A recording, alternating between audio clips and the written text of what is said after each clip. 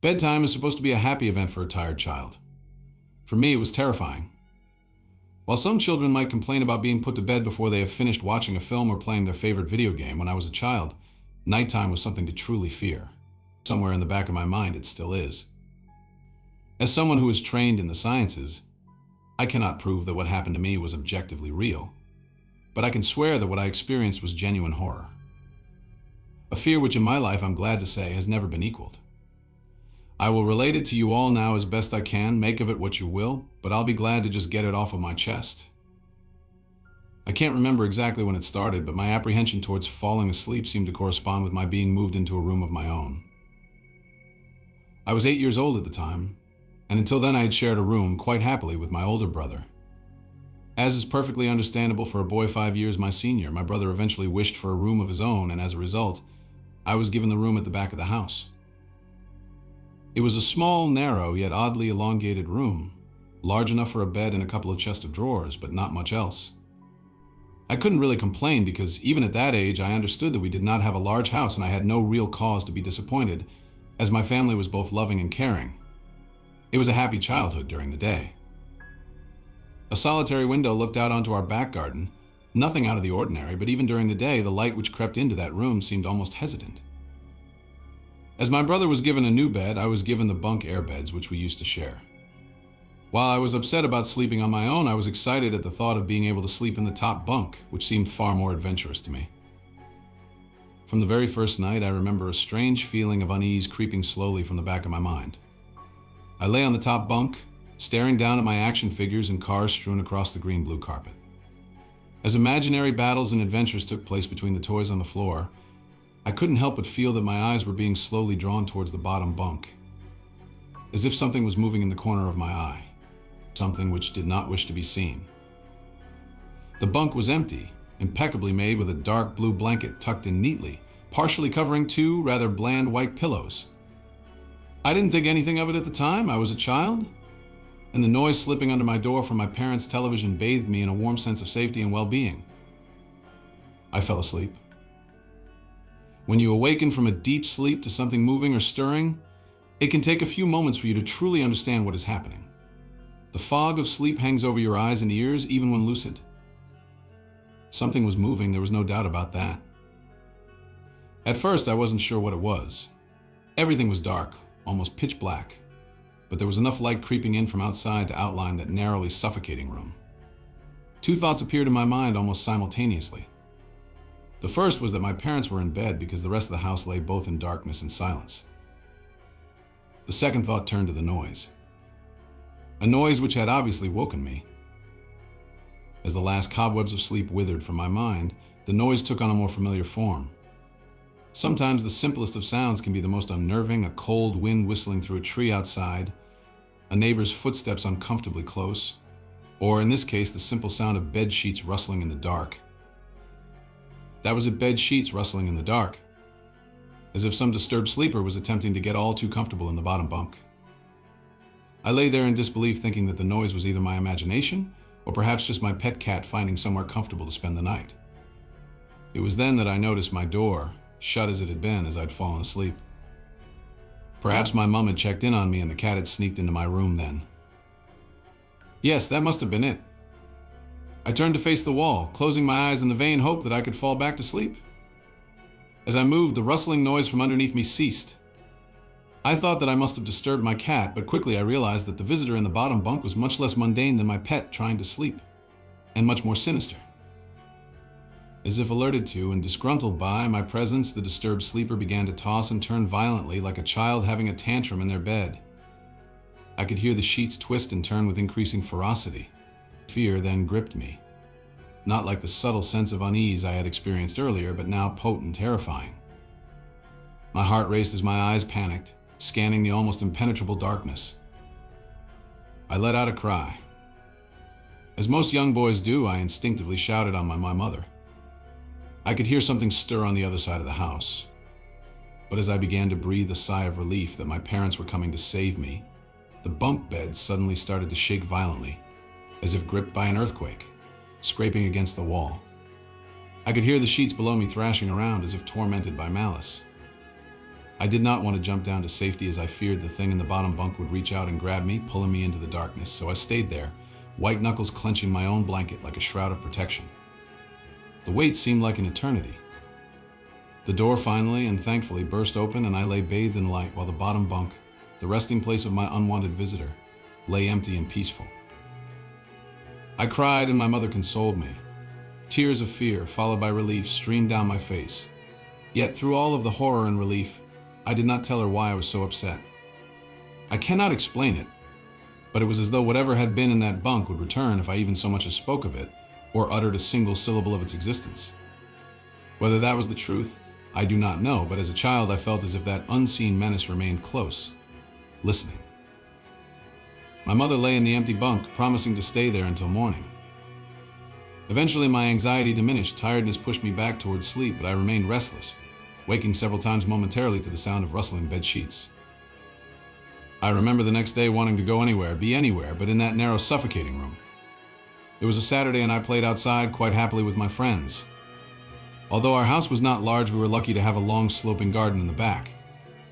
We played there often as much of it was overgrown and we could hide in the bushes, climb in the huge sycamore tree which towered above all else, and easily imagine ourselves in the throes of a grand adventure, in some untamed exotic land.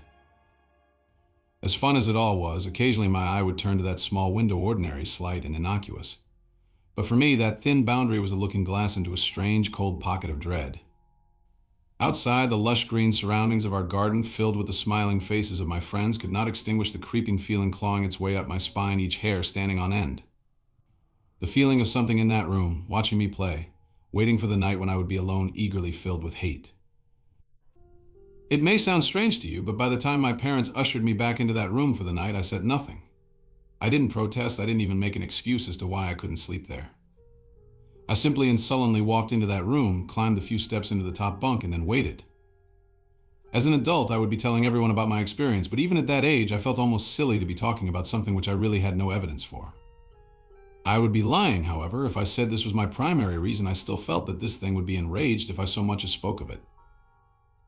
It's funny how certain words can remain hidden from your mind, no matter how blatant or obvious they are. One word came to me that second night, lying there in the darkness alone, frightened, aware of a rotten change in the atmosphere, a thickening of the air, as if something had displaced it. As I heard the first casual twists of the bed sheets below, the first anxious increase of my heartbeat at the realization that something was once again in the bottom bunk, that word, a word which had been sent into exile, filtered up through my consciousness, breaking free of all repression. Gasping for air, screaming, etching, and carving itself into my mind. Ghost. As this thought came to me, I noticed that my unwelcome visitor had ceased moving. The bed sheets lay calm and dormant, but they had been replaced by something far more hideous. A slow, rhythmic, rasping breath heaved and escaped from the thing below. I could imagine its chest rising and falling with each sordid, wheezing, and garbled breath. I shuddered and hoped beyond all hope that it would leave without occurrence. The house lay, as it had the previous night, in a thick blanket of darkness. Silence prevailed, all but for the perverted breath of my, as yet, unseen bunkmate. I lay there terrified. I just wanted this thing to go, to leave me alone. What did it want? Then something unmistakably chilling transpired. It moved. It moved in a way different from before.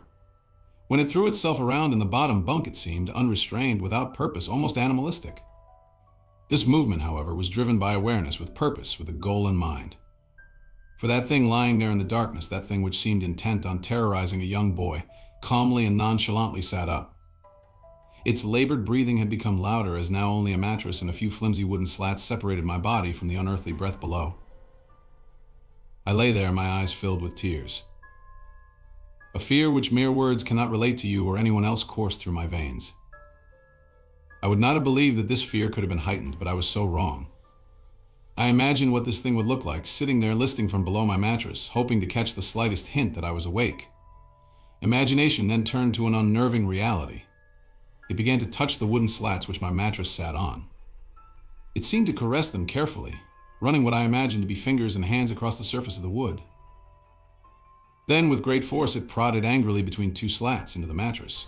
Even through the padding, it felt as though someone had viciously stuck their fingers into my side. I let out an almighty cry, and the wheezing, shaking, and moving thing in the bunk below replied in kind by violently vibrating the bunk as it had done the night before. Small flakes of paint powdered onto my blanket from the wall as the frame of the bed scraped along it, backwards and forwards. Once again I was bathed in light, and there stood my mother, loving, caring as she always was, with a comforting hug and calming words which eventually subdued my hysteria.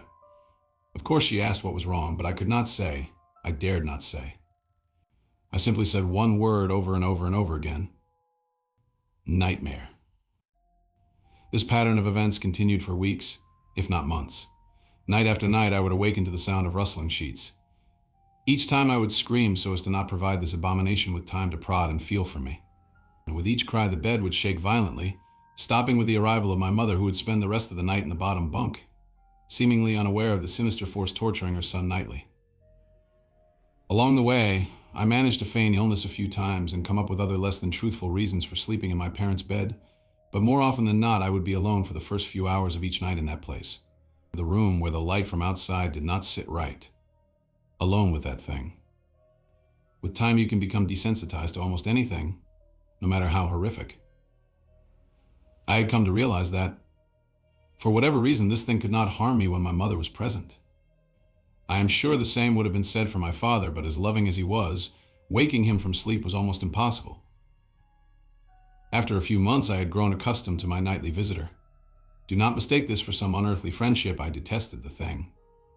I still feared it greatly, as I could almost sense its desires and its personality, if you could call it that one filled with a perverted and twisted hatred yet longing for me, of perhaps all things. My greatest fears were realized in the winter. The days grew short, and the longer nights merely provided this wretch with more opportunities. It was a difficult time for my family. My grandmother, a wonderfully kind and gentle woman, had deteriorated greatly since the death of my grandfather. My mother was trying her best to keep her in the community as long as possible. However, dementia is a cruel and degenerative illness, robbing a person of their memories one day at a time. Soon she recognized none of us, and it became clear that she would need to be moved from her house to a nursing home. Before she could be moved, my grandmother had a particularly difficult few nights, and my mother decided that she would stay with her. As much as I loved my grandmother and felt nothing but anguish at her illness, to this day I feel guilty that my first thoughts were not of her, but of what my nightly visitor may do should it become aware of my mother's absence. Her presence being the one thing which I was sure was protecting me from the full horror of this thing's reach. I rushed home from school that day and immediately wrenched the bed sheets and mattress from the lower bunk, removing all of the slats and placing an old desk, a chest of drawers, and some chairs which we kept in a cupboard where the bottom bunk used to be. I told my father I was making an office, which he found adorable, but I would be damned if I'd give that thing a place to sleep for one more night. As darkness approached, I lay there knowing my mother was not in the house. I did not know what to do. My only impulse was to sneak into her jewelry box and take a small family crucifix, which I had seen there before. While my family was not very religious, at that age I still believed in God and hoped that somehow this would protect me. Although fearful and anxious, while gripping the crucifix under my pillow tightly in one hand, sleep eventually came, and as I drifted off to dream, I hoped that I would awaken in the morning without incidents. Unfortunately, that night was the most terrifying of all. I woke gradually. The room was once again dark. As my eyes adjusted, I could gradually make out the window and the door, and the walls, some toys on a shelf, and even to this day I shudder to think of it, for there was no noise. No rustling of sheets. No movement at all. The room felt lifeless. Lifeless, yet not empty. The nightly visitor, that unwelcome, wheezing, hate-filled thing which had terrorized me night after night, was not in the bottom bunk, it was in my bed. I opened my mouth to scream, but nothing came out. Utter terror had shaken the very sound from my voice. I lay motionless. If I could not scream, I did not want to let it know I was awake. I had not yet seen it. I could only feel it. It was obscured under my blanket. I could see its outline and I could feel its presence, but I dared not look. The weight of it pressed down on top of me, a sensation I will never forget. When I say that hours passed, I do not exaggerate. Laying there motionless in the darkness, I was every bit a scared and frightened young boy. If it had been during the summer months, it would have been light by then, but the grasp of winter is long and unrelenting, and I knew it would be hours before sunrise, a sunrise which I yearned for. I was a timid child by nature, but I reached a breaking point, a moment where I could wait no more, where I could survive under this intimately deviant abomination no longer. Fear can sometimes wear you out, make you threadbare, a shell of nerves leaving only the slightest trace of you behind. I had to get out of that bed. Then I remembered the crucifix. My hand still lay underneath the pillow, but it was empty. I slowly moved my wrist around to find it, minimizing as best I could the sound and vibrations caused, but it could not be found. I had either knocked it off of the top bunk, or it had ... I could not even bear to think of it, been taken from my hand. Without the crucifix, I lost any sense of hope. Even at such a young age, you can be acutely aware of what death is and intensely frightened of it. I knew I was going to die in that bed if I lay there dormant, passive, doing nothing. I had to leave that room behind, but how? Should I leap from the bed and hope that I make it to the door? What if it is faster than me? Or should I slowly slip out of that top bunk, hoping to not disturb my uncanny bedfellow? Realizing that it had not stirred when I moved, trying to find the crucifix, I began to have the strangest of thoughts. What if it was asleep? It hadn't so much as breathed since I had woken up. Perhaps it was resting, believing that it had finally got me, that I was finally in its grasp. Or perhaps it was toying with me. After all, it had been doing just that for countless nights, and now with me under it, pinned against my mattress with no mother to protect me, maybe it was holding off, savoring its victory until the last possible moment, like a wild animal savoring its prey. I tried to breathe as shallowly as possible, and mustering every ounce of courage I could, I reached over slowly with my right hand and began to peel the blanket off of me. What I found under those covers almost stopped my heart. I did not see it, but as my hand moved the blanket, it brushed against something. Something smooth and cold. Something which felt unmistakably like a gaunt hand. I held my breath in terror, as I was sure it must now have known that I was awake. Nothing. It did not stir, it felt dead. After a few moments, I placed my hand carefully further down the blanket and felt a thin, poorly formed forearm. My confidence and almost twisted sense of curiosity grew as I moved down further to a disproportionately larger bicep muscle. The arm was outstretched, lying across my chest, with the hand resting on my left shoulder as if it had grabbed me in my sleep. I realized that I would have to move this cadaverous appendage if I even so much as hoped to escape its grasp. For some reason, the feeling of torn, ragged clothing on the shoulder of this nighttime invader stopped me in my tracks. Fear once again swelled in my stomach and in my chest as I recoiled my hand in disgust at the touch of straggled, oily hair. I could not bring myself to touch its face, although I wonder to this very day what it would have felt like. Dear God, it moved. It moved.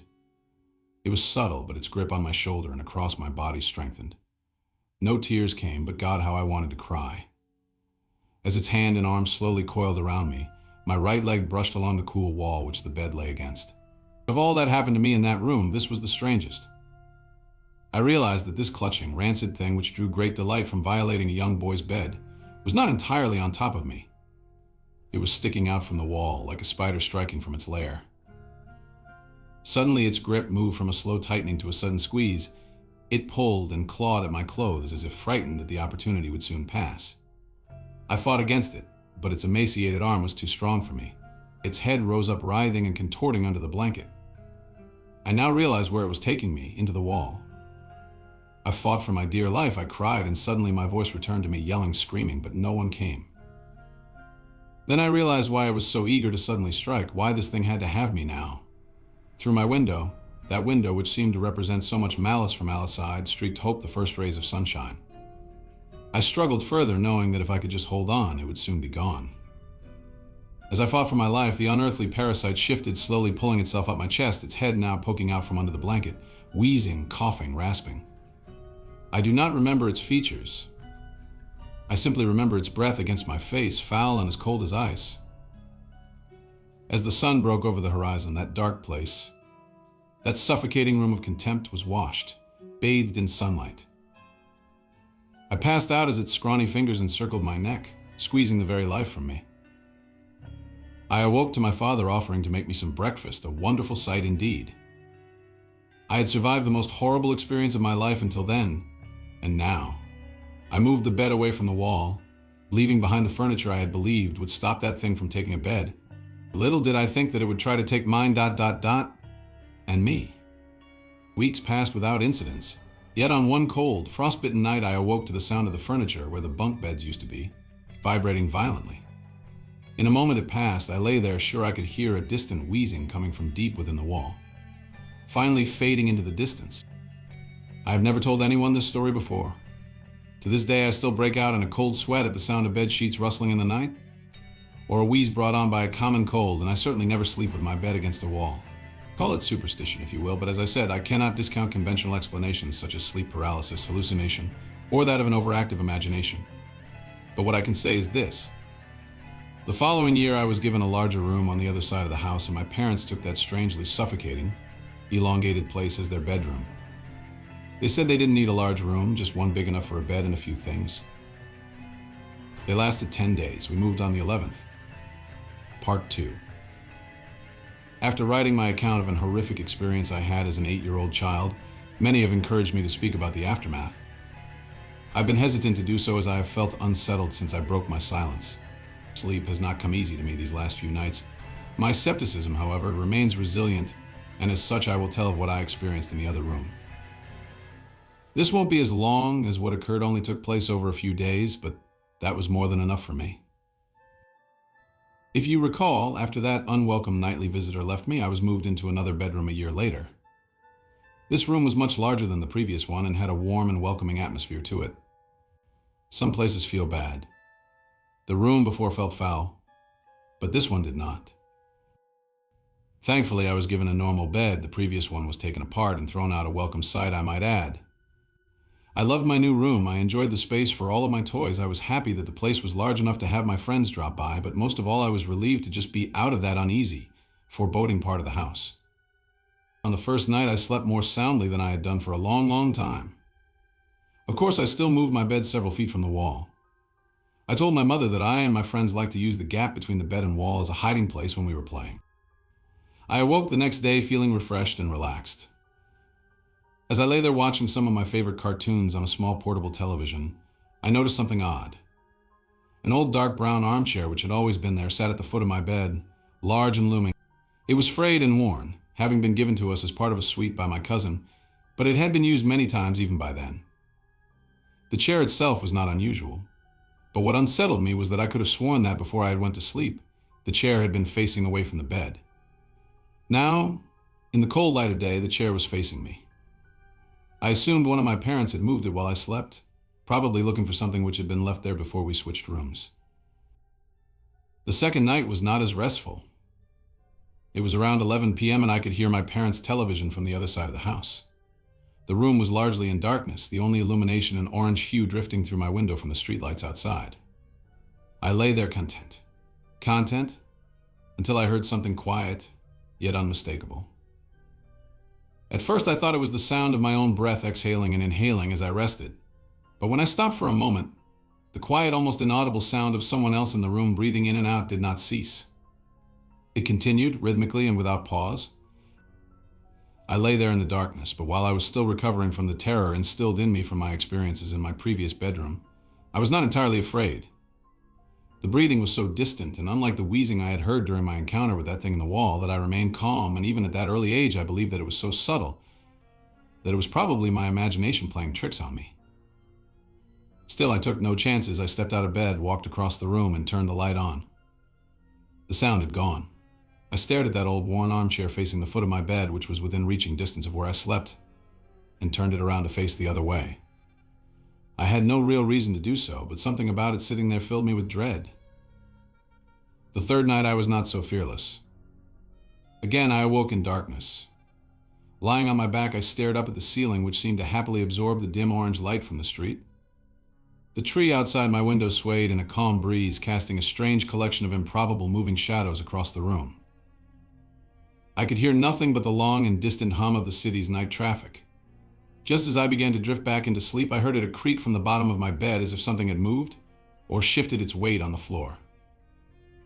I raised my head, peering through the darkness, but saw nothing strange. Everything sat as it had done throughout the day. Nothing was out of place. I cast my gaze across the room, some comics on the floor, a few boxes which had still to be unpacked, the armchair unmoved, still facing away from the bottom of my bed. There was nothing sinister here. I was now fully awake. Glancing over at my television, considering whether or not to enjoy some late-night TV, I'd have to keep the volume low, of course, as my older brother would hear it in the next room and no doubt tell me to switch it off. Just as I sat up fully in bed, I heard it again. A low creak, accompanied by a sound. The sound of the slightest of movements. I looked again at the room. The dim orange shadows cast by the leaves hanging by my window now took on a more menacing form. I still saw no reason to be afraid. I stared at the chair at the end of my bed and saw nothing unusual about it. It's quite common for the mind to take a moment to fully come to terms with what it is seeing. It takes time to put the full horror of what is in front of you together into a moment of cold, bitter realization. Yes, I was staring at that old worn armchair in the dark, but what I was also staring at was the person sitting in it. In the dim light, I could only see the outline of the back of its head, the rest obscured by the spine of the chair. I sat motionless, staring, praying, hoping that my eyes were being misled by their surroundings.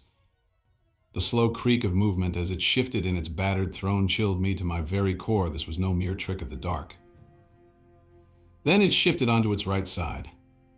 I knew what it was doing. It was turning to look at me. It was difficult to make out, for even in that room it seemed darker than everything around it. I saw what looked like a collection of long fingers slip over the crest of the chair, and then another. The room was silent but for the sound of this thing shuffling in its seat, and the crash of my racing heart. At first I could only make out the outline of its forehead, but then it began to rise up, revealing 2 pinpoints of light in the dark recesses of its deeply set eye sockets. It was staring at me. I screamed, and within a moment my brother and mother came into the room, switching the light on, asking if I'd had another bad dream. I sat speechless, barely acknowledging them, staring intently at the now empty armchair. I was only in that room for another few days before we suddenly moved. I saw nothing for the remaining nights, except for my last sleep in that room where I awoke to the warm air of something breathing into my ear. I jumped out of bed, turning the light on. The slow rhythmic breath of something unseen remained, louder than before. I spent the rest of that night on the couch in the living room. 2 years later, I slept soundly in my bed in our new house. There had been no other incidences, and I was sure I had left behind whatever strangeness had plagued me in that little average suburban home. I was, however, left one parting gift. My tormentors, and in my opinion the watcher in that armchair, was a different entity to the thing in the elongated room, had one last surprise in store for me. Like an animal claiming its territory, I was not entirely out with their grasp. For one last terrifying moment, I felt the presence of those things. I lay there sound asleep, 2 years since those horrifying experiences. I was in the throes of a nightmare and suddenly, happily found myself awake, safe and sound in my bed. The room was darker than usual. I breathed a sigh of relief as one does when waking from a nightmare. But the room was so dark. I could see nothing at all, as if something had snuffed out the light. I chuckled to myself, realizing that I must have pulled my blanket up and over my face while sleeping. The cotton blanket felt cool against me, but the air was a little too warm, almost stifling. Just as I was about to remove the blanket for some air, I heard it for the last time I heard it. The rhythmic breathing of the watcher at the end of my bed. Fear gripped me, followed by anger and despair. Why could I not be left alone? I then did something most peculiar. I decided to speak to it. Perhaps this thing did not mean to harm me. Perhaps it was unaware of the terror it had caused. Surely a young boy deserved some mercy? As the breathing grew louder and closer, I began to cry. I could feel its presence on the other side of the blanket, its breath hanging over me like a stagnant wind. Through the tears, I uttered 2 words, words which surely would put an end to all of this. Please stop. The breathing began to change. It became more animated, quicker somehow. I could hear something shuffling next to me, standing close by. The breathing then moved, first back to the foot of my bed, and then slowly across the room through the door into the hallway, and then gone. Half crying, half elated, I lay in the still darkness, my face still covered by the blanket. You may consider this a victory of some sort, but I do not. If those things were real, I know now beyond a shadow of a doubt that their intentions were not misconstrued. They were twisted, filled with malice. I would normally never use such a word to describe anything, but it's as close to evil as I hope I ever come. How do I know that? I'll tell you how. Moments after that thing seemed to have left the house, something pressed forcefully down on top of me, pushing the blanket with great strength against my face. I could feel a large hand with long, thin fingers wrapping the covers around my skull, its nails imprinted upon me like razor-sharp ridges. I managed to slide down into the gap between the bed and the wall, quickly making my escape, clambering and screaming out of my room, waking my family. Make no mistake, that thing in the darkness tried to smother me to death. Part 3, my fears realized. A few days ago, I submitted 2 nightmarish accounts from my childhood. Perhaps you best read them to truly comprehend what has befallen me. I had been compelled to silence, gripped by the irrational fear that somehow, even after all of these years, should I speak of it, that those things would seek me out and once again wreak havoc on my life. In the name of science and reason, I confronted those fears and set out to vanquish those tormented memories once and for all by sharing them with others, exposing them for what I believed they were the delusions of a troubled child. I have held on to my skepticism and rationality for dear life. I have allowed them to define me. But this morning I was presented with verifiable physical evidence. Evidence of what I do not know, but it cannot be ignored. And it seems strange to me that the last few days have been so tainted by apprehension and misfortune after finally breaking my silence, that I can no longer rely upon entirely conventional explanations. In the wake of sharing those traumatic experiences I had as a child, I have been plagued by an overwhelming sense of unease. Initially, I attributed this to the fear I had experienced in simply recounting and reliving those terrible events in my mind. But as the days passed, it felt like so much more feeling of impending doom consumed my every thought. While sleep came to me, rest did not. Each morning I awoke, my nerves on edge as if deprived of sleep for an age. Nothing overtly frightening happened during the first few nights. No visitation, no unwelcome bedfellows, no wheezing breaths reaching out from deep within my bedroom walls. But I had that distantly familiar feeling of not being alone. Do not misunderstand. I did not sense someone in the room with me. I did not hear, smell, or feel anything remotely supernatural, but throughout my days and nights I have sensed something subtle, almost on the periphery of my awareness, the feeling that something is on its way. Something is coming, like the first few stagnant blasts of air from a subway tunnel, heralding the arrival of a lurching, unstoppable monstrosity, surprising, yet expected. My sense of unease grew with each passing day, pushing its way under my skin, deep into my mind like some form of cancerous infection. I tried to focus my attention on various writing projects in a vain attempt to fill my mind up to the brim with other thoughts, hopefully leaving no room for those contaminated memories, but those thoughts came to me nonetheless. My anxiety gained momentum until I could think of nothing else. I had to do something. I had studied psychology for years at university. With this, I knew that anxiety is often the result of a loss of control, and that one of the most effective ways to combat it is to empower oneself. This is what I intended to do. Call it foolhardy, but I was going to go back to that place, that house where those terrible events took place. I was going to confront those memories and expose them for what they were: nonsense. It was an hour's drive to my old home, but it was one filled with elation. I was confident, at ease, happy I was in control now, and nothing was going to get in my way from showing that the place I had feared my entire life was nothing but an average, humdrum, harmless little suburban house. Happy I was in control now, and nothing was going to get in my way from showing that the place I had feared my entire life was nothing but an average, humdrum, harmless little suburban house. Gleefully negotiating the country roads and then motorway, finally I made it to the city. Gradually, the streets began to take on a familiar appearance. Memories of playing in that neighborhood came flooding back to me: a play park with my favorite slide, an ash pitch where we used to play football, my schoolyard filled with hide and seek, and friendships long since abandoned, but never forgotten. My mind wandered through those memories like a prodigal son walking home, wandered so much so that before I realized it, I was pulling into the street where I had once lived. The road was long and disappeared far into the distance, finally entering into a sharp, blind turn. It was an old neighborhood, and had been planned and built long before the advent of the car. This was evident by the narrowness of its roads, creating a strangely claustrophobic feeling, as if the houses on each side rose up, leering at passers-by. I slowed my speed and cast my eye over each house that I passed. It was a uniform place, with every house looking not dissimilar. My heart suddenly began to beat faster as a cold chill crawled up my spine. There was the house. It was late afternoon and the street was quiet, almost lonely. I stared at that little place, wondering how such an ordinary home could have instilled so much fear in me. I had initially intended to only look at the house from afar, confirming it to me as a material construction, entirely explicable and removed from anything uncanny. But as I parked, I took a deep breath, and before I knew it, I was out of my car, walking towards that old metallic gate. its once bright floral shapes now darkened by aged, flaking deep green paint, revealing nothing but rust beneath. I ran my fingers over its uneven top, and with a subtle gasp I pushed it open. Walking along the path, I was shocked at how disused the garden was. I thought to myself how much of a waste of a good lawn it was, which was all but obscured by a thick mosaic of weeds and other invasive species. But as I neared the house, I realized why it was unoccupied. Once again, a shudder crept through me, but as my anxiety rose up, I crushed it with my rational mantra. The simplest of explanations is usually the correct one. I assumed that due to the current economic climate that the house had probably just been on the market for some time, and that the owner wasn't too aware of the old sentiment that the first bite is with the eye. But as I looked around, I could see no for sale sign, nor one to let. It genuinely seemed as though this house had been forgotten, abandoned, and left to rot.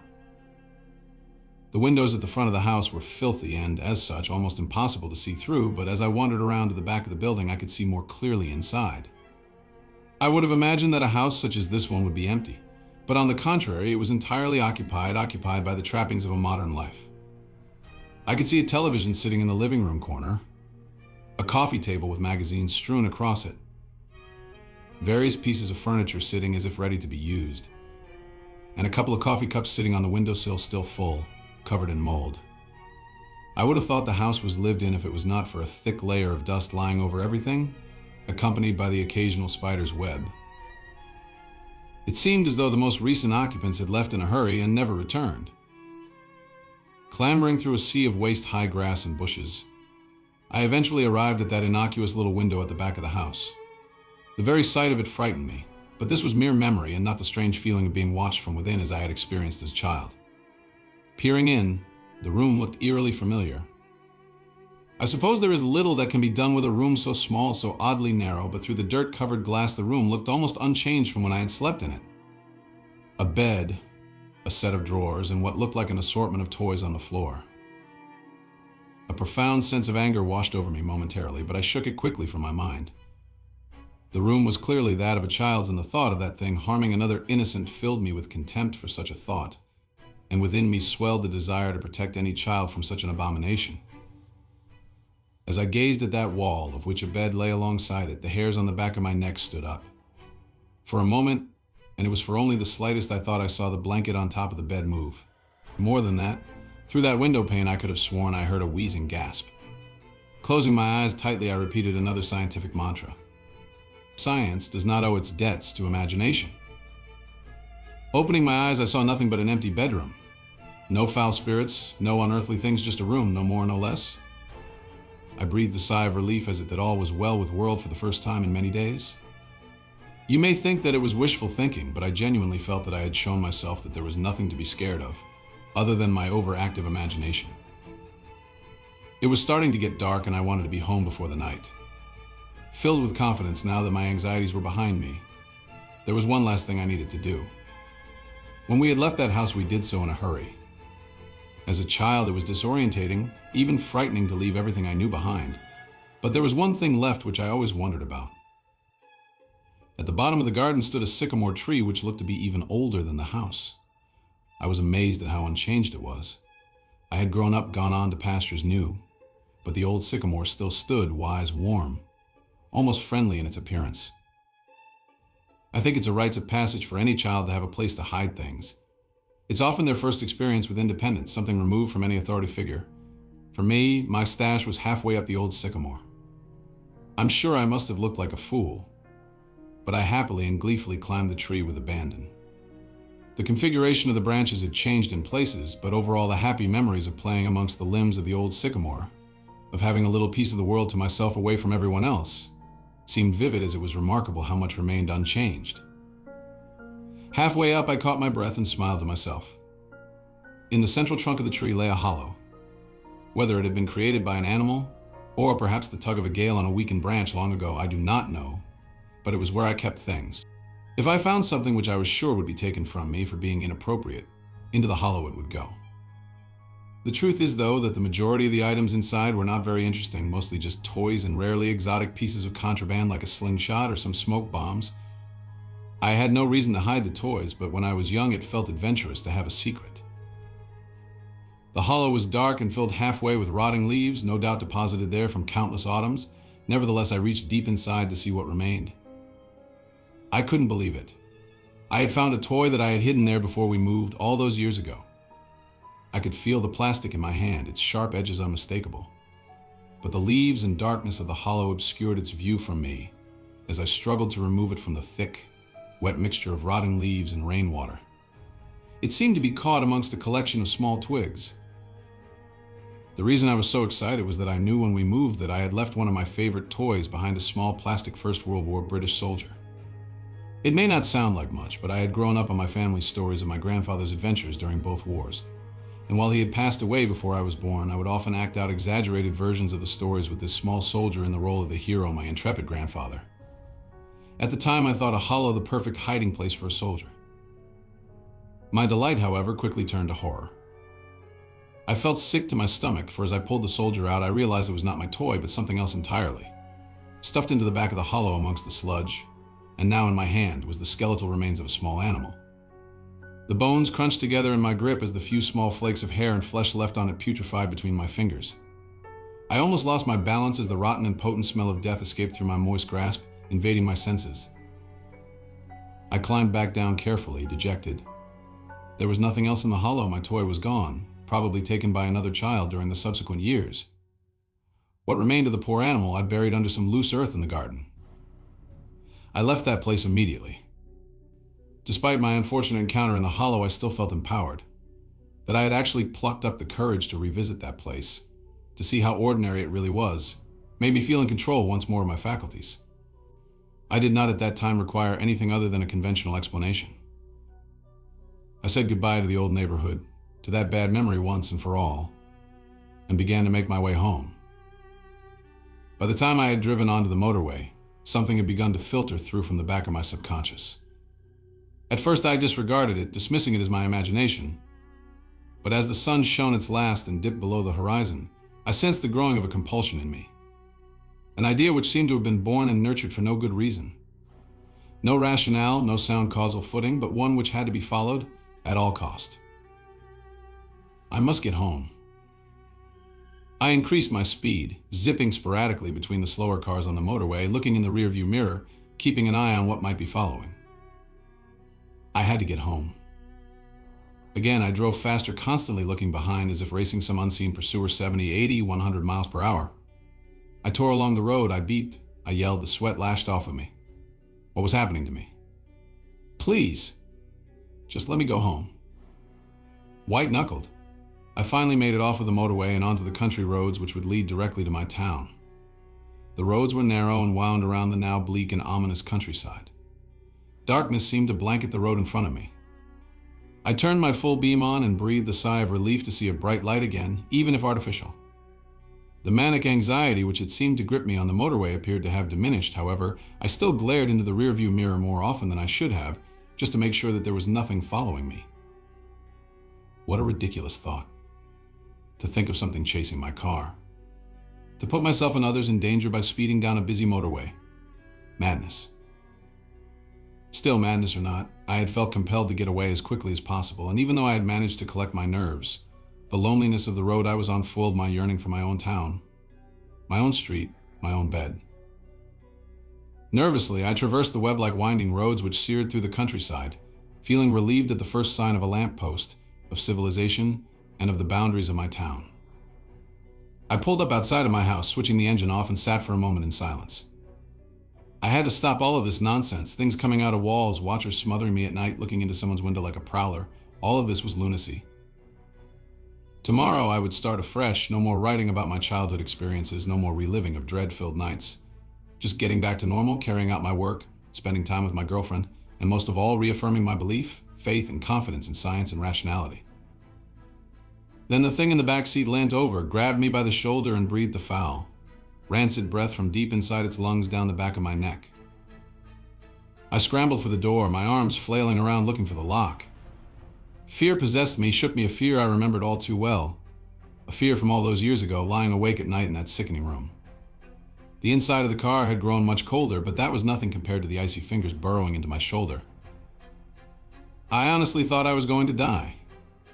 that this thing would finally get its way after all this time.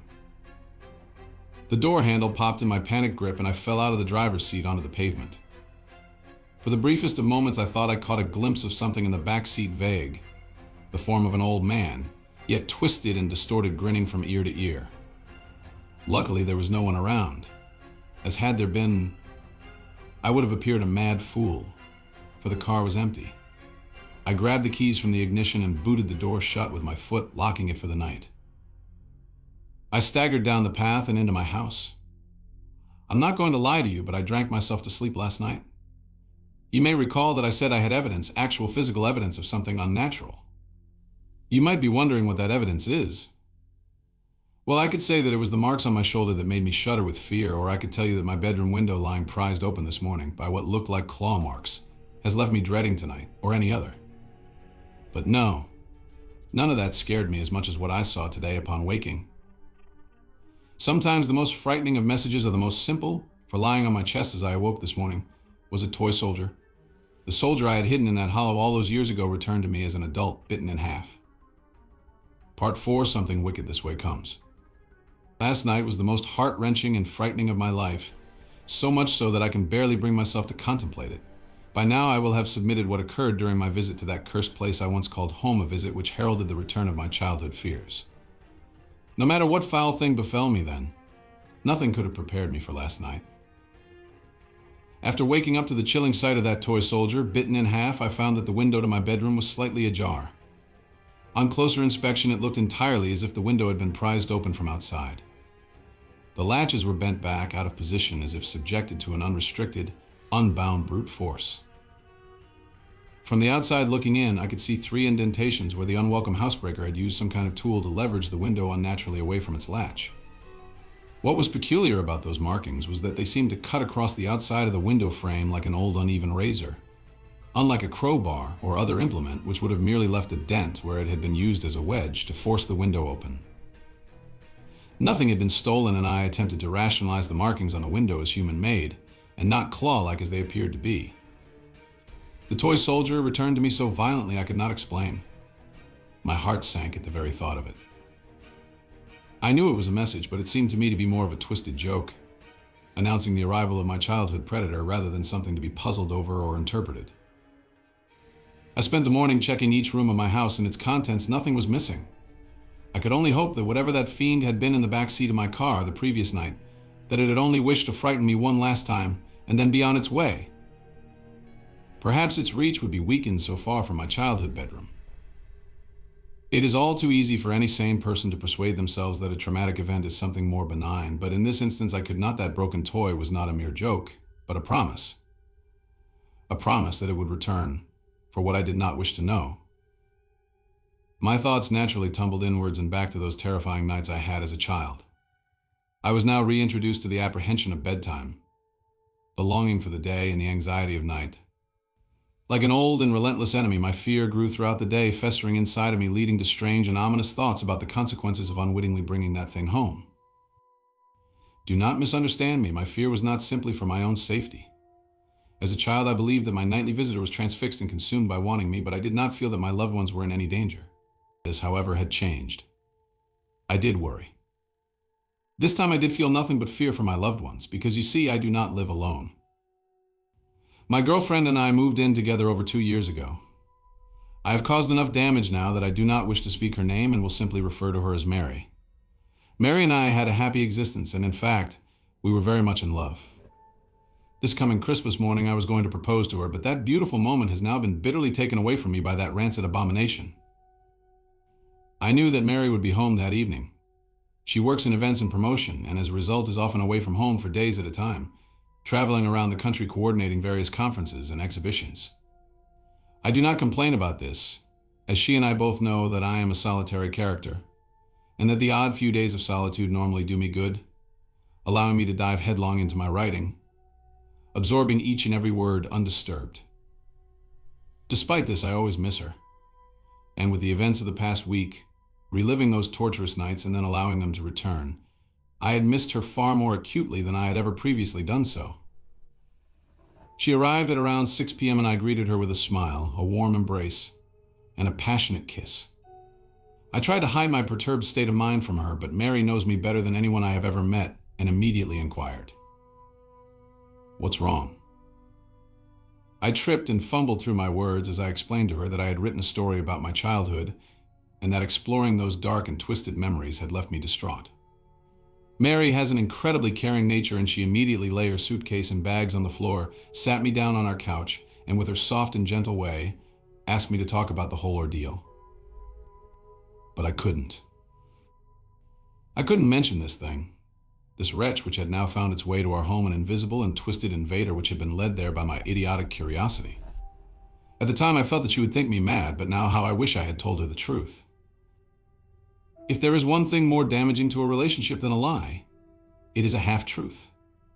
Not because it is deceitful, but because it is a corruption of the truth perverted and abused to suit the teller's needs. I told her my half-truth. I told her about my story, that of the thing in the narrow room and the watcher at the end of my bed, but that is where the truth ended and a lie began. I deliberately and deceitfully mentioned that it was of course just my imagination as a child, and neglected to talk of my experiences of returning to the scene of those depraved crimes.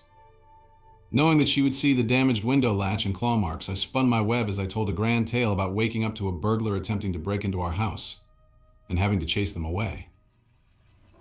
I was quite the hero.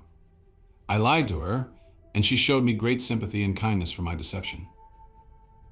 I was embarrassed by the truth then, and I am ashamed of my lie now. If I had been truthful, then perhaps we could have faced this menace together, but instead that thing took advantage of my dishonesty and put a wedge between us.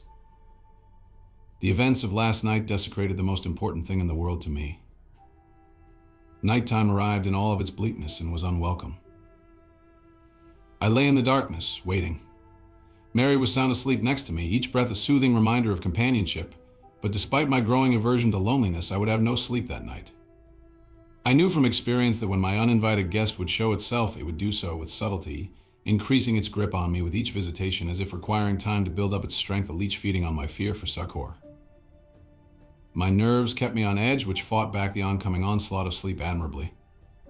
In the end, though, biology won, and as my bedside clock lumbered towards 4 a.m., sleep took me the relaxing blanket of nightly oblivion, anxiety washed away, my worries a distant memory, sinking deeper into the soft mattress below, and finally into a long, soft rest. Sleep, no matter how deep, is rarely all-encompassing. For as I hovered over the cusp of a dream, something began to bother me, something invasive yet distant. I slowly opened my eyes and allowed them to adjust to the darkness. Mary lay soundly asleep, and I calmed myself by listening to her breathing in the night. Inhale was followed by exhale again and again, rhythmically, hypnotically, I began to drift towards sleep once more. But no, there it was, something else, distinct yet undefinable. It was distant, out of the way, almost obscured or smothered, as if coming from ... behind something. I strained my ears in an attempt to define it, but it was all too quiet. I remained in the bed for several more minutes, but with each passing second that almost inaudible sound grated on me, like broken glass on a raw nerve. Sleep was now abandoned, and with much frustration I decided to reluctantly investigate the source of the noise. I sat up in the bed and listened intently. It was unlike any other sound I had ever heard, quiet, low, but as my mind adjusted to the noise, I slowly began to piece its nature together. It was most certainly obscured by something, but the closest thing I could relate it to ... was a repetitive murmur. I heard something similar previously when I was a child visiting my grandmother in a nursing home. A place which had left an impression on me, seeing the wandering residents confused and of a fractured mind, meandering around the grounds like lost inmates murmuring repetitively to themselves of days gone past, repeating nonsensical phrases and words. This is what it reminded me of, a continuous stream of indecipherable words, uttered by someone in the throes of confusion. I turned to check on Mary, watching her chest rise and fall with each breath. Assured that she was undisturbed, I left the bed. As I stood up, I recognized immediately that the murmuring was louder. While dark, I had left a light on in the hall, as I always do, which crept under the door and allowed me to view the room in a dim, but visible way. I looked around to see if anything was out of place, but the room appeared as expected.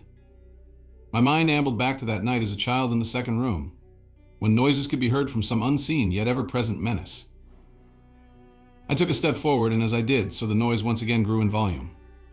While I was still at a loss in deciphering the words, I could now hear the character of the voice. It was old, scratched by age, with a harsh, guttural undertone to it. The words were being repeated at a frantic pace and seemed anxious, yet muffled by some unknown barrier. I was frightened, but I drew strength from Mary being in the room, and with a deep breath filled with trepidation, I took another slow and silent step forward, my bare feet cushioned by the cold floor below. Again, the voice became louder. I wasn't sure if I was imagining it, but I could have sworn that it had become more agitated as I drew closer. The next step I took shook me to my very core, for as that murmuring, garbled voice grew louder still amongst the rambling, gravelled sound of it, I heard a word which shot an icy shudder through my bones, a word to be feared. It spoke my name. Dear God, it knew my name. To me, it was as if knowing who I was somehow endowed that thing with an unlimited reach, that I may never be rid of it, that it could kill me at any moment. Something suddenly caught my eye, a movement accompanied by a ruffle of cloth. I knew now where that rhythmic, agitated voice originated.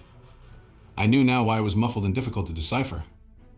I could now see it only a few feet in front of me, standing behind the closed curtains. The moon was in its ascendancy outside, and while its glimmer could not entirely penetrate the thick cloth, it could barely and faintly outline the thing watching between my window and the curtains. I cannot now convey the strangeness which then overcame me. My anxiety and terror had heightened, but an unusual compulsion, an untimely sense of purpose took me over. I had to see what it was. I took another tentative step towards the curtains. They swayed slightly as if caught by a breeze, but I could not tell whether the movement had been caused by myself or the hand of that thing hiding behind a shroud of cloth. I was now close enough to hear its labored breathing, the displacement of fluid at the back of its throat palpable with each inhalation. This was it. I was going to confront this monstrosity from my past, this tormentor of children, this coward. Raising my right hand slowly, I accidentally touched the fabric of the curtain, causing a subtle ripple which parted the them momentarily. I gasped through that temporary slit. Only for a moment I saw it. My God, how can I describe what was standing there? Even now, I close my eyes and wish that I could erase it from my memory. It shivered and shook as it continued to murmur, repeating some indecipherable phrase, sounding like a bizarre mixture of numerous languages. Its emaciated skin, stretched over an unnatural frame of brittle and prominent bones, vertebrae, ribs, and other inner workings almost protruding through its paper-thin, pale, languidly pink, and almost bruised-looking husk. As malnourished as it appeared, the stomach was distended in places, and its bony appearance did nothing to diminish the feeling that it was capable of exerting itself with brute, perverted force on any of its victims. Sickness swelled in my stomach, a tainted, offensive smell filled the air, and as it murmured and whispered in the darkness through what sounded like broken, fractured teeth, I could not help but feel pity for this wretch, quivering in the night as if victim of a long starvation. I quickly came to my senses and realized that this thing was not to be pitied, but feared. Not to be understood, but exposed, it was not shivering because it was cold, it was shaking with excitement, like a drug addict anticipating their next dose. Standing there contemplating what I had just seen between the curtains, I once again prepared myself to remove its shrouded, clothed protection and to reveal it for what it was, a cold-hearted vandal. A prowler of the worst kind, a deviant festering in its own delectation. As I once again raised my hand to draw the curtain, something caught my attention. Its incessantly confused, gravelly, and inarticulate whispers squeezed through that broken mouth and uttered the three most terrifying words I have ever heard. Look behind you. A cold breath slid down the back of my neck. Momentarily I froze, but love is a powerful motivator. Had I been on my own, fear would have taken me, shaking any possibility of resistance from my mind, but with Mary sleeping soundly in the same room as that thing shielding someone I loved from that wretch was my only thought. I turned around slowly, and as I did so, I could hear it wheezing, gasping, groaning for air. At a quarter turn, I could smell its breath. The stench of death hung in the air, plague-like and foul. Then I heard another voice. It was not that horror in the darkness, but Mary. She let out a scream which startled and distressed me to my very core. A scream which will haunt me for the rest of my days. I turned quickly and laid eyes on it, but it wasn't behind me. It was on the bed. It writhed and rasped, wheezing in delight, its bony spine curved with the anguish of countless years protruding through a ragged, torn piece of cloth which hung loosely over its torso in a vain attempt to appear almost human. But was it human? Had it once been human? Or was it something so vile, so despicable, so utterly and sorrowfully contemptible that no man or woman could ever attempt to quantify or understand it? I sprung forward towards it, grabbing, hitting, pulling at that thing with every ounce of my strength, its loose skin slipping through my hands. It squeezed and forced Mary's face into her pillow with glee, as its other limbs arched and contorted, tearing at her nightdress, running its long, starved fingers over her naked body with its sordid caress. Mary's screams were muffled by the pillow as I began to fear that she was being suffocated. I shouted, I yelled, I pleaded with that thing to leave her alone, to take me, to do anything it wanted, but that only served to animate the fiend to even greater depths of depravity. It was hurting her, cutting her. My beautiful Mary. Suddenly it stopped attacking her, but it still kept one of its brittle, gangly, and gaunt yet weighted hands on the back of Mary's head, pushing her face further into her pillow. I had my hands around its putrid neck, trying as best I could to strangle the beast, but my efforts were in vain. Its scrawny frame belied its overpowering strength. I watched in sickly disbelief as it began to run its cadaverous fingers through Mary's hair, slowly and almost with affection. I could now hear the twisting and cracking of bone, the popping of cartilage, the snapping of tendons. Thank God it was not coming from Mary. I was now on its back with my arm wrapped around its throat, and my chin rubbing against the abrasive skin of its shoulder. As its spine dug sharply into my stomach, it twisted its head in an entirely inhuman way.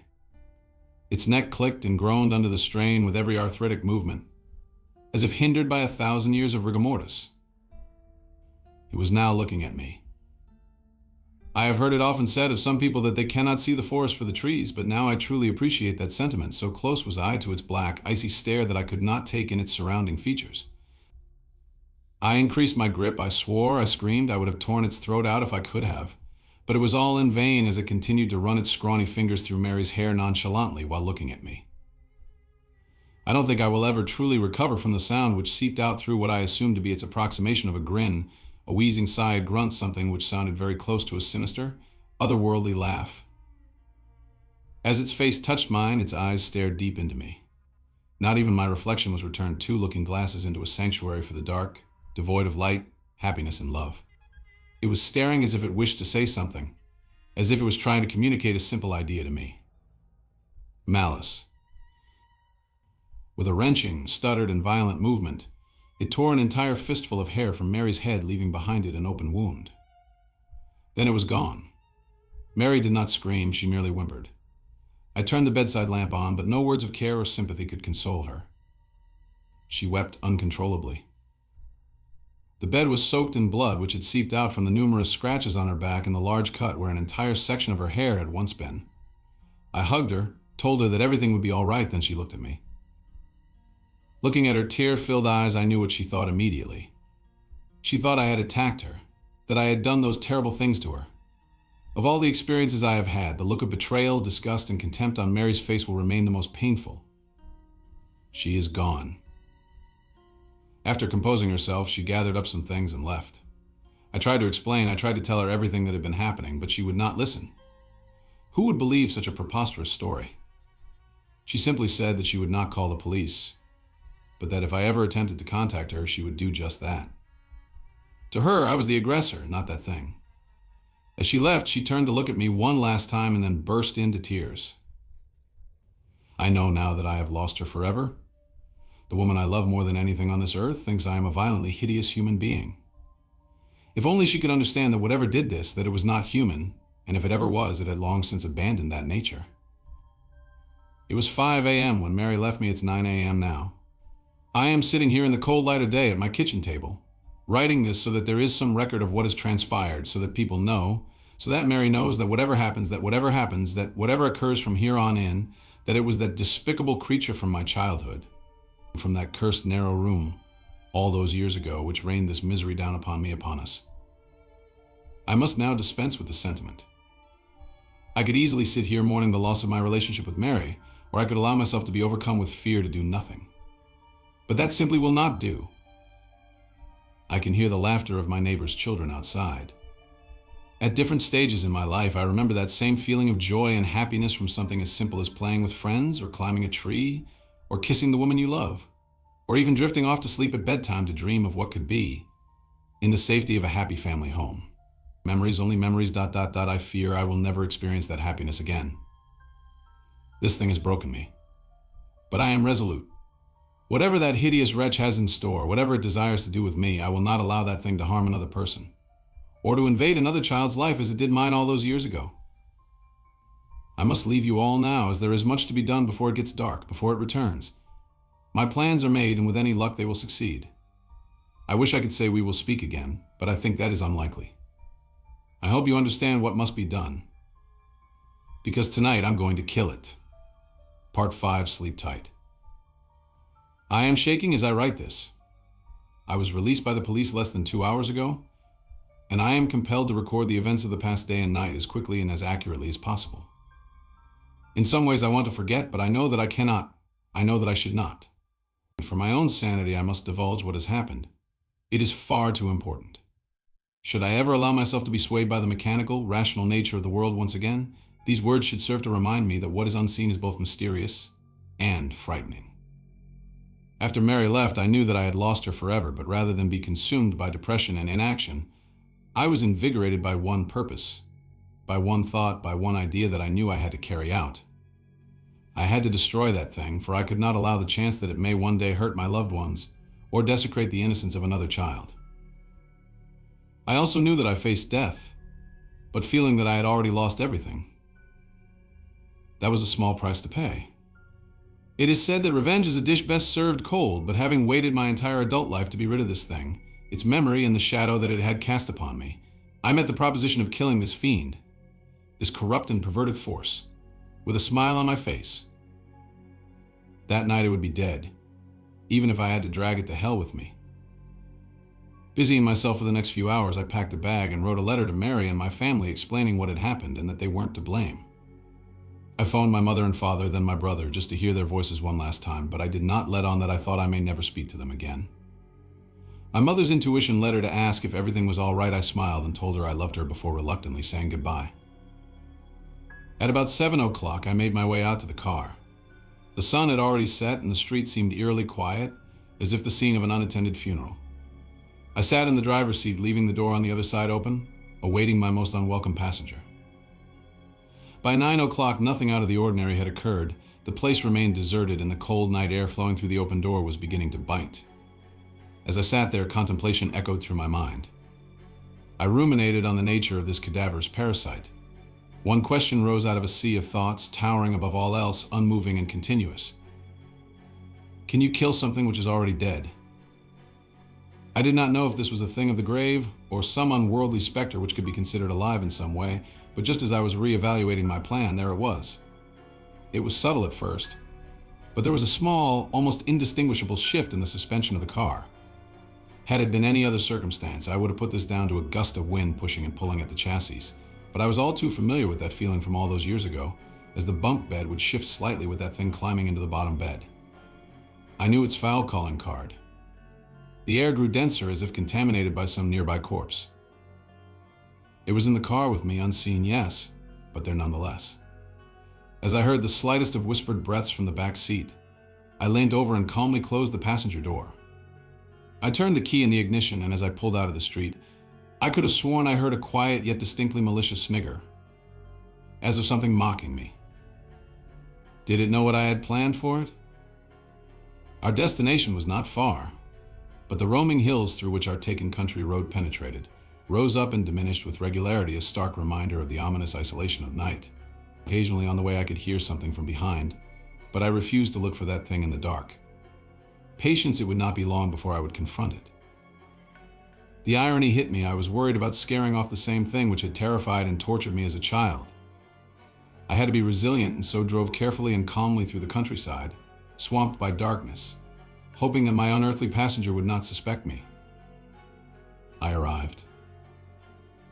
The wheels of the car struggled and slid on the undergrowth as I headed off of the narrow country road.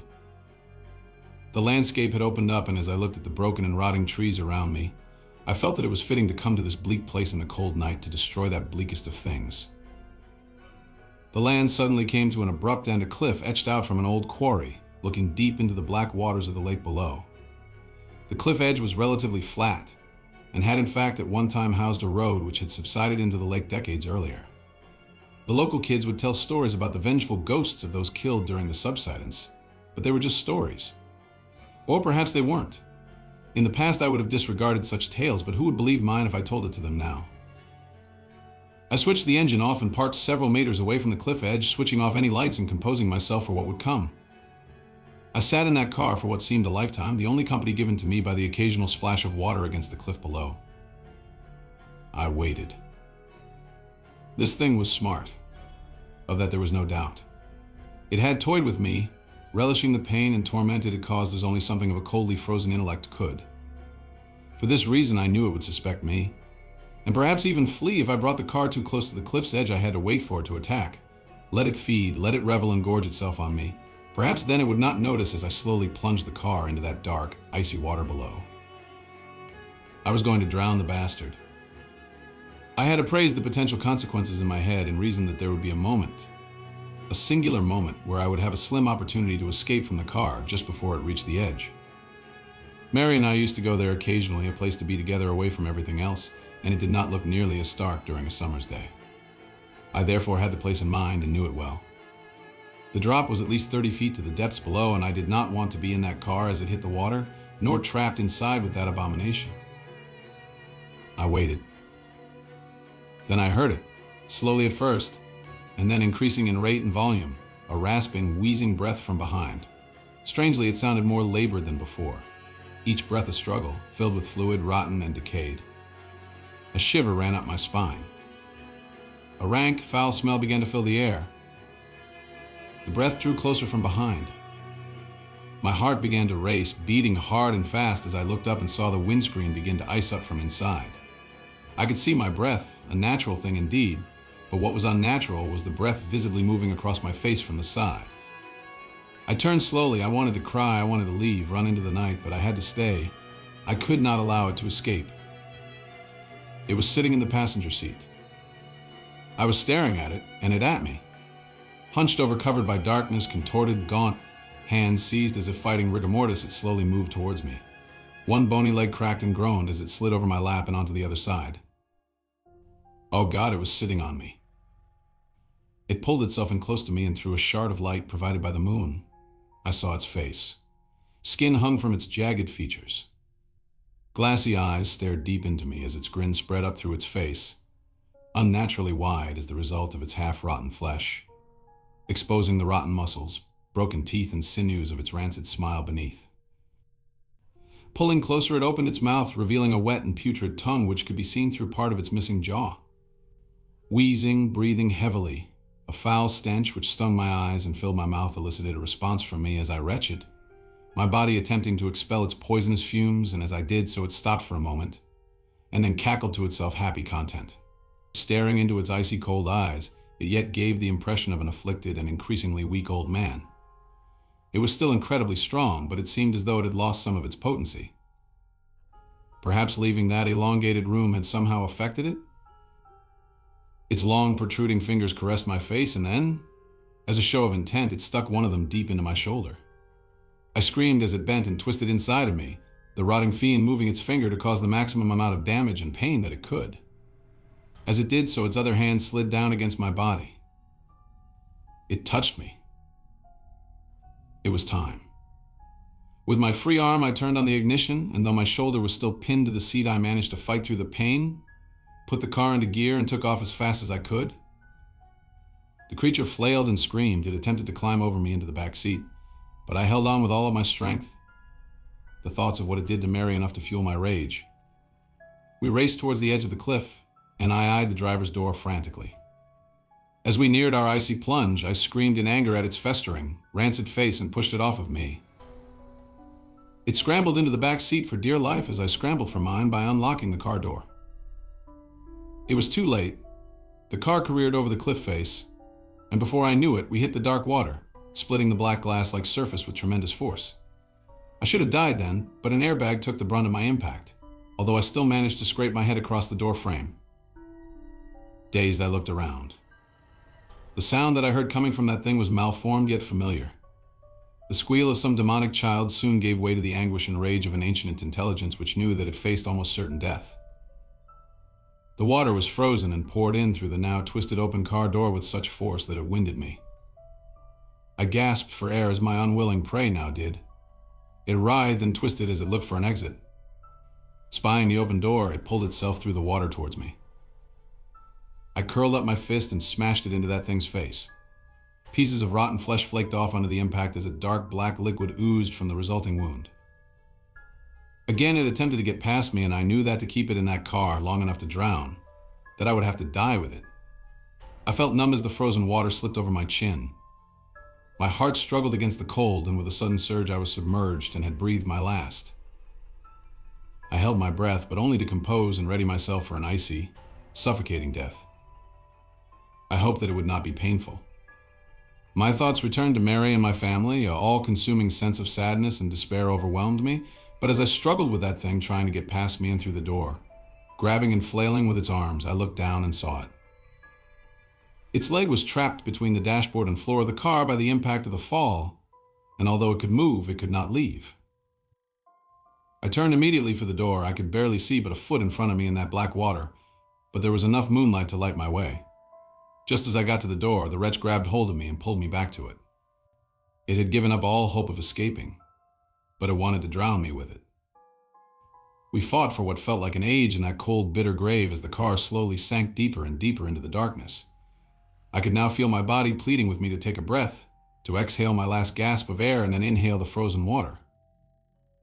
I am happy to say that I used my wits to get out of such a horrible fate. Orientating my body, I pushed my feet against the dashboard with enough force to at last escape its slippery grasp.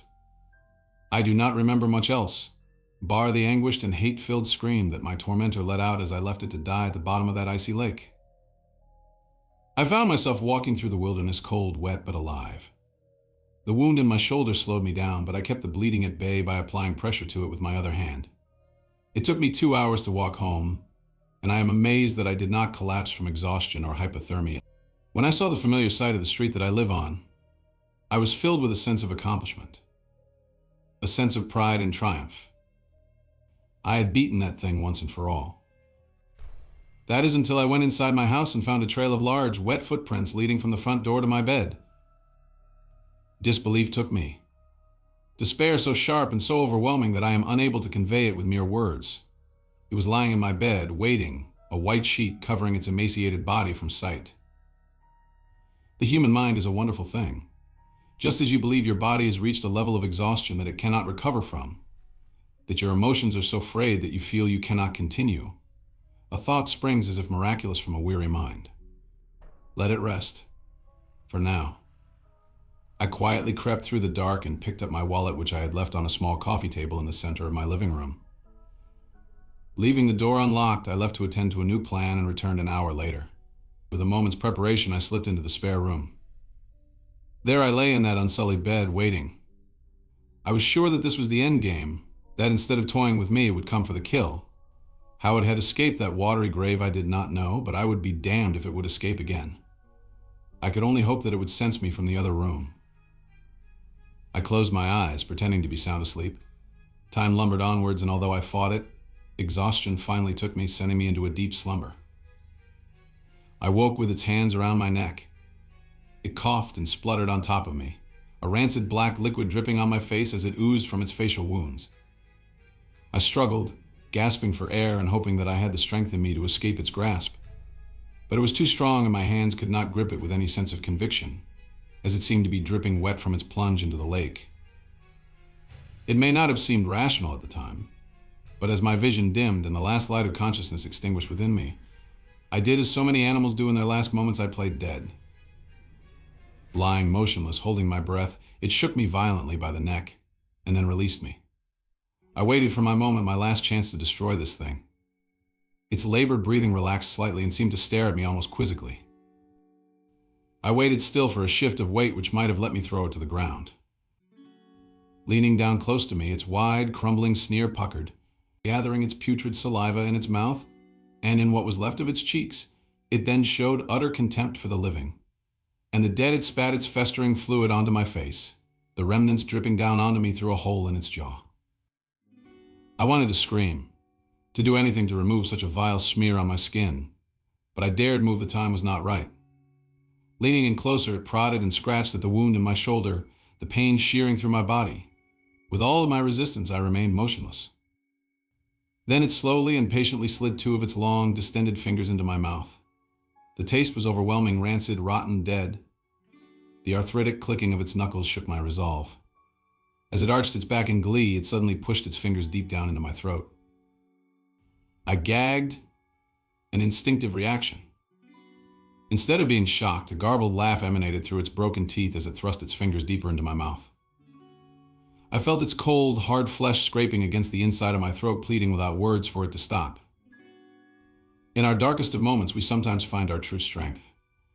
I rolled to my side using its weight against it and finally managed to break free. I fell onto the floor. Its long reach grasping at my feet, I kicked and screamed and at last was free. It stared at me, only for a moment. Rising up on top of the bed, its brittle bones cracking under its own force, it now towered tall and gaunt, ready to pounce.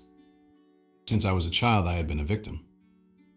It had terrorized me, taken my innocence, attacked Mary, and broken my life. I would not stand for it anymore. Sometimes the most dangerous prey is the one who can outthink you, the one that lulls you into a false sense of dominance or superiority, the one who has conquered any fear of you with a sense of anger and betrayal. It had fallen into my trap, one conceived by logic, reason, and an understanding of the world through the eyes of a scientific mind. Fire cleanses all. As it groaned, shrieked, cracked, and contorted, readying itself to pounce, in one swift motion I removed a blanket from the floor, revealing a bucket filled with gasoline, which I had bought in that short time of preparation. I threw it as hard as I could, the liquid splashing all over that horror and the bed. It grinned at me, mocking my very existence, making light of my pain and the agony it had caused. From my pocket, I pulled out a lighter, lit it, and threw it onto that wretched thing. It writhed and screamed in agony, parts of its flesh crumbling away. Searing into nothing in front of my very eyes, I almost felt sorry for it. Let it burn. The fire got out of hand. Thankfully, a neighbor heard the screams and saw the smoke, calling the fire brigade. I remember nothing of how I escaped. I spent several hours in hospital being treated for light smoke inhalation and painful burns to my hands. It still hurts as I type, but as with many superficial wounds, they will heal. Perhaps there will be a few scars, but I can live with that. The police arrested me shortly afterwards, believing me a murderer. They suspect that I killed someone in that fire and find it entirely suspicious that I have a deep wound in my shoulder and scratches over my body. I've been told not to stray far in case they wish to ask me further questions, but they can ask away. I doubt they'll believe my answers. They found no remains, nor any evidence that someone else was there, bar a strange outline of a figure etched deep into the bed and wall. It looked as though whatever had been there attempted an escape, but I do not think it accomplished this. A weight has now been lifted from my shoulders, one which I now realize was always there since I was a child, in fact. I believe that thing had an effect on me even from distance, and now that it is gone, I feel whole again. I am devastated that I've lost Mary, and my house can be written off as I'll probably be charged with arson after they realize I started the fire, which means I can kiss goodbye to any insurance claim. My hands ache, as does my shoulder, but my spirit does not. I am writing this from a hotel room. It's small and unassuming, but it will suit my purpose. Tonight I intend to sleep and dream, as I did as a child before that wretch invaded my life. I believe that it was my rationality which saved me, my logical thought which allowed me to destroy such an evil, but I will never escape the conclusion that there is much more to life beyond the veil, out there in the darkness. It is a world I have seen and do not care to revisit, but tonight I will rest and tomorrow I will build my life again with the confidence that my unwelcome guest is gone forever. I can feel it, I know it.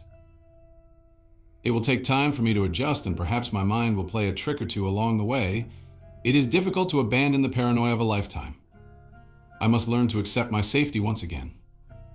I refuse to be looking over my shoulder for the rest of my days, but I will always be cautious, as I was when I was in the hospital this morning, lying on a bed in a quiet ward.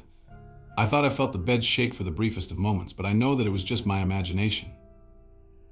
I am glad I have written down my experiences. It has illuminated much about myself to me, and most importantly, should anyone ever, God forbid, find themselves in a similar situation, then maybe you will know what to do. Now it is bedtime, and I must rest, for I have never known a weariness such as this. Good night, and sleep tight. Thank you for watching. Don't forget to subscribe for more content like this. Have a story of your own? Comment it down below and perhaps you will be part of the next video.